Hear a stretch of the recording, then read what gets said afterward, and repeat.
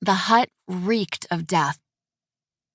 It was a nauseating smell, both fetid and sickly sweet, thick in the dusk as it filled Koffi's lungs. A quarter-hour had passed since she'd last moved. Her legs were stiff, her mouth dry. Every so often, her stomach twisted, threatening revolt. But it was no matter.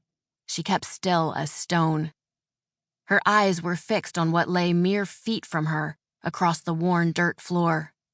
The victim. The boy's name was Sahel.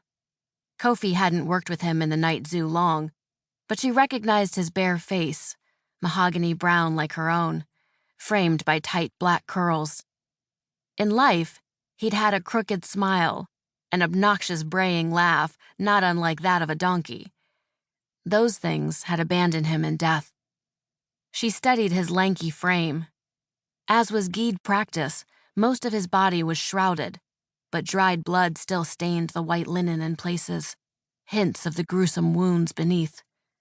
She couldn't see them, but she knew they were there. The scratches, the bite marks. From the darkest corners of her mind, a chilling image grew vivid. She imagined Sahel stumbling through a jungle, clumsy, oblivious to what waited for him among the vines.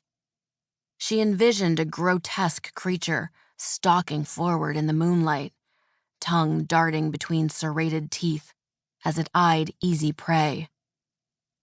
She heard the scream. A violent shudder racked her body then, despite the muggy heat. If the rumors she'd heard earlier were true, Sahel's manner of death had been neither a quick nor a painless affair. Kof! Across the stuffy hut, Mama was on her knees beside Sahel's body, staring at the tattered blanket before it. On it were 6 crudely carved wooden figurines of animals: a heron, a crocodile, a jackal, a serpent, a dove, and a hippo, one familiar for each god. The oil lamp to her right bathed one side of her face in lambent light. The other was cast in shadow. It's time. Koffi hesitated.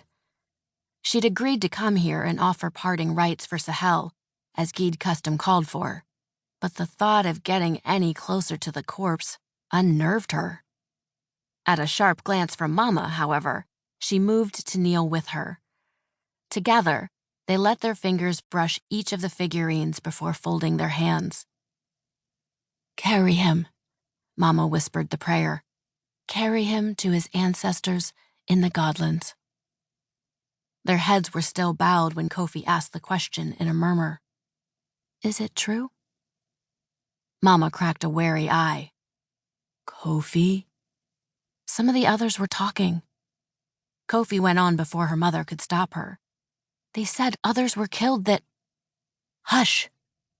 Mama's head snapped up, and she swatted the words away like tsetse flies. Mind your tongue when you speak of the dead, lest you bring them misfortune. Koffi pursed her lips.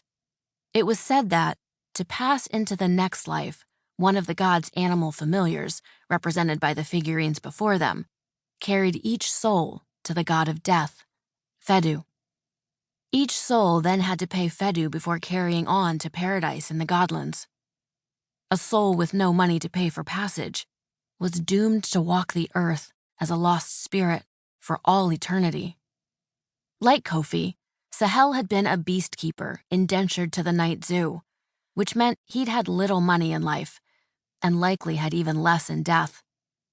If faith held true, this meant his misfortunes had only just begun, whether she minded her tongue or not.